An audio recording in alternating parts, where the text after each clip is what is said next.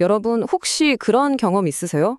우리 팀의 정말 중요한 목표, 예를 들면 ESG 경영처럼 꼭 성공시켜야 하는 과제가 있는데 딱 한 사람 때문에 모든 게 어그러지는 경험이요. 오늘은 바로 그 문제, 우리 팀의 성과를 야금야금 갉아먹는 이 회방꾼들을 어떻게 다뤄야 할지 그 방법을 한번 제대로 파헤쳐 보겠습니다. 아, 정말 이 속담만큼 지금 상황을 딱 꼬집어내는 말이 또 있을까요? 미꾸라지 한 마리.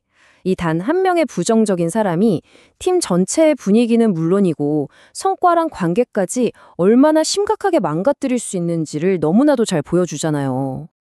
자, 여기서 말하는 회방꾼은요, 단순히 그냥 일을 좀 못하는 사람하고는 차원이 다릅니다. 이 사람들은 남의 일을 적극적으로 방해하고 관계를 망가뜨리는 사람들이죠. 근데 여기서 진짜 흥미로운 포인트가 뭐냐면요, 이 사람들이 항상 악의를 가지고 일부러 그러는 건 아니라는 거예요. 많은 경우에 자기가 뭘 잘못하고 있는지도 모르고 팀에 해를 끼치고 있다는 거죠. 회방꾼 한 명이 끼치는 영향력. 이게 생각보다 훨씬 정말 파괴적입니다. 뭐 개인적인 관계 틀어지는 건 기본이고요. 조직 전체의 에너지를 그냥 쫙 빨아들입니다. 결국 팀의 생산성은 바닥을 치고 남아있는 다른 팀원들은 불안감에, 무기력함에, 심지어는 번아웃까지 오게 되죠. 말 그대로 팀 전체가 병들어가는 거예요. 아니, 그럼 도대체 이런 회방꾼들은 왜 생겨나는 걸까요? 그 뿌리 깊은 원인을 이해하려면 우리가 사회적 딜레마라는 개념을 한번 들여다볼 필요가 있습니다. 이 사회적 딜레마라는 게 뭐냐면요, 결국 협력이냐, 배신이냐, 이 둘 사이의 충돌이에요. 여기 보시는 것처럼 협력은 다 같이 잘 되자는 이타심에서 출발해서 그룹 전체의 이익을 가져오는 장기적인 전략이죠. 반면에 배신은 뭐예요? 철저히 이기적인 마음으로 당장 나한테 이득이 되는 걸 챙기는 단기적인 선택이고요. 회방꾼의 행동이 바로 이 배신의 전략을 택하는 것과 똑같습니다. 그런데요, 건강한 조직이라면 대부분의 사람들은 결국 협력을 선택하게 되어 있어요. 왜 그럴까요? 우리는 한 번 보고 말 사이가 아니라 계속 얼굴 보고 일해야 하는 장기적인 관계 속에 있잖아요. 그러니까 여기서 배신하면 언젠가 반드시 그 대가를 치른다는 걸 본능적으로 아는 거죠.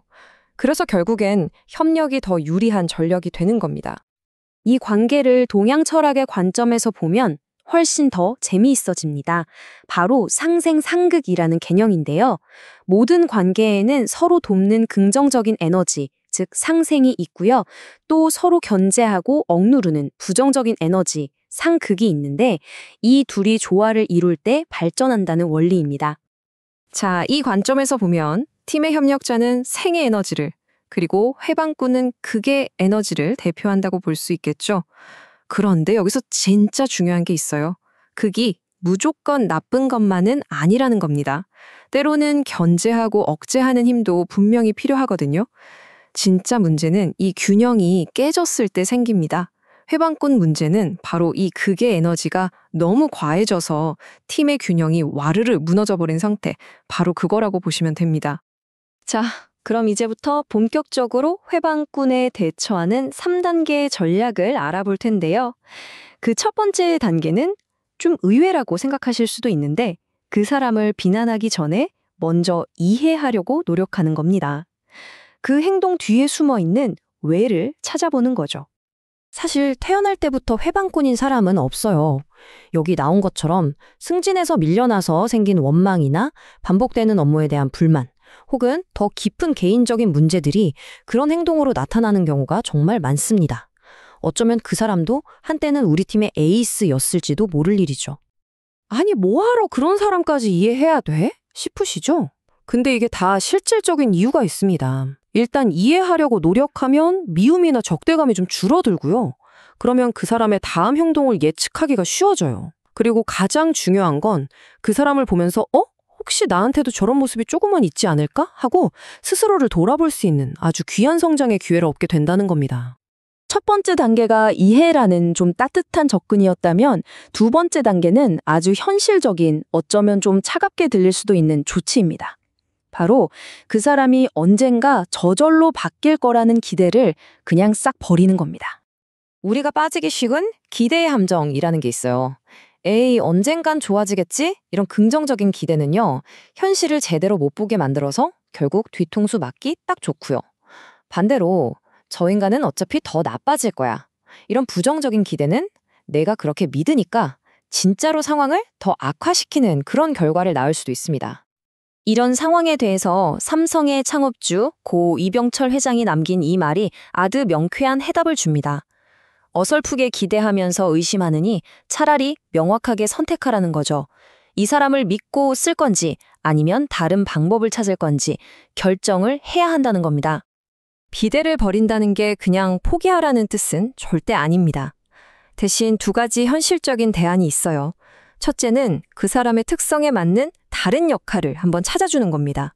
자리가 사람을 만든다고 하잖아요.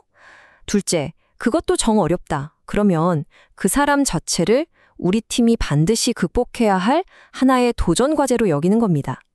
이 어려운 과제를 해결하는 과정에서 팀장의 리더십과 팀의 경쟁력은 오히려 훨씬 더 강해질 수 있습니다. 자, 이해도 해봤고 현실적인 판단도 해봤는데 그래도 상황이 나아지질 않는다면 이제 마지막 3단계로 넘어가야 합니다. 바로 단호하게 행동하는 겁니다. 이 조언 굉장히 직설적이죠? 하지만 이 말에 단호한 대처의 핵심이 다 담겨 있습니다. 한 사람 때문에 팀 전체가 계속 고통받을 수는 없잖아요. 이제는 명확한 경계선을 긋고 행동에는 결과가 따른다는 걸 보여줘야 한다는 의미입니다. 그렇다고 단호한 행동이 무작정 소리부터 지르는 건 아니고요. 여기에도 단계가 있습니다. 1단계는 조직 내에 영향력 있는 사람들의 도움을 받는 부드러운 방법으로 시작하고요. 이게 안 통하면 2단계, 그 사람의 평판을 이용해서 사회적인 압박을 가하는 겁니다. 그리고 최후의 수단, 3단계는 인사고과나 징계 같은 공식적인 처벌까지도 고려하는 거죠. 하지만 여기서 반드시, 정말 반드시 기억해야 할 게 있습니다. 바로 처벌의 역설입니다. 처벌은요, 양날의 검과 같아요. 운이 좋으면 협력을 강제로 이끌어낼 수도 있지만 자칫 잘못 사용하면 오히려 팀 전체의 사기를 바닥으로 떨어뜨리고 상대의 복수심만 자극해서 더 큰 역풍을 맞을 수 있습니다. 정말 신중해야 하는 이유죠. 그래서 이 모든 과정의 궁극적인 목표가 뭔지 다시 한번 생각해 봐야 합니다. 그건 특정인을 제거하는 게 아닙니다. 우리의 목표는 바로 균형을 되찾는 거예요. 처음에 이야기했던 상생상극의 원리처럼 건강한 팀은 서로 돕는 생의 에너지와 때로는 견제하는 극의 에너지가 조화를 이룰 때 가장 크게 성장하고 번성할 수 있습니다. 이 이야기를 마치면서 마지막으로 우리 스스로에게 이 질문을 한번 던져보면 어떨까요? 지금 여러분의 팀에서 균형을 깨뜨리고 있는 미꾸라지는 과연 누구인가요? 그리고 조금만 더 용기를 내서 혹시 그 회방꾼의 모습이 바로 나 자신에게는 없는지 한 번쯤 진지하게 돌아보는 건 어떨까요?